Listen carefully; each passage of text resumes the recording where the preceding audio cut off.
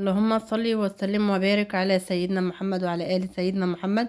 السلام عليكم ورحمة الله وبركاته على أحلى متابعين وأحلى أخوات، وكل سنة وانتم طيبين. جايلكم وصفة جميلة جدا للحمة للعيد. بسم الله ما شاء الله.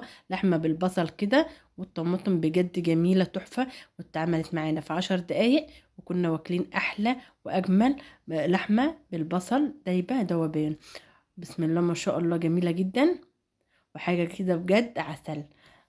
يلا بقى نخش كده ونشوف كده الوصفة بتاعتنا الجميلة ديت اتعملت ازاي، ونقول بسم الله الرحمن الرحيم. بسم الله الرحمن الرحيم. معايا حبايب قلبي، معايا لحمة مكعبات زي ما انتم شايفين، معايا بصل مبشور، معايا فلفل الوان، معايا طماطم، معايا بقى التوابل بتاعتنا البسيطة، توابل بقى لحمة، توابل مشكلة، ملح، بابريكا، فلفل اسمر. بس كده. هنجيب بقى ايه البولة بتاعتنا، نحط بقى ننزل كده بالمكعبات اللحمة زي ما انتوا شايفين كده. هننزل بقى كل الخضار معانا ده كده.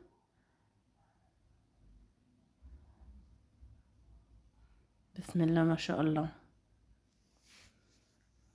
جميلة جدا يا حبيب قلبي، ولا الطعم بسم الله ما شاء الله جميل جدا.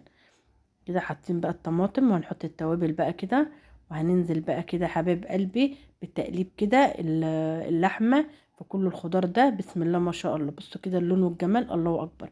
هنحطها بقى كده، جايبين معانا بقى كده معلقة من الصلصة مع كوباية من المية،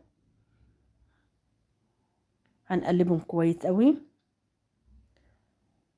وهنظبط بقى ايه الحدق بتاعها.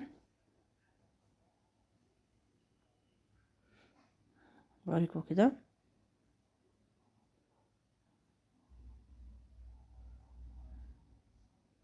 هنجيب بقى كده الصينية. بسم الله ما شاء الله، جميلة جدا،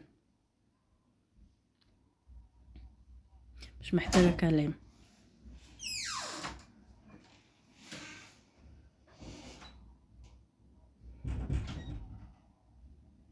الشكل حبيب قلبي بيتكلم عن نفسه والجمال والحلاوة دي. بسم الله ما شاء الله، جميلة جدا.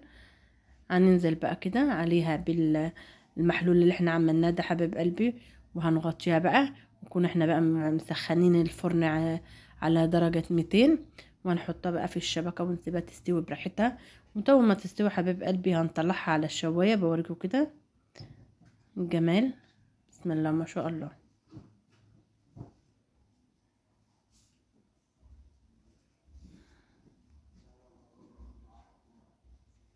كده حبايب قلبي خلاص طلعت معانا زي ما انتم شايفين كده. بسم الله ما شاء الله، جميله جدا، دايبه دوبان والله العظيم، جميله جدا، حلوه، وما خدتش معانا دقايق. والسلام عليكم ورحمه الله وبركاته، في حفظ الله.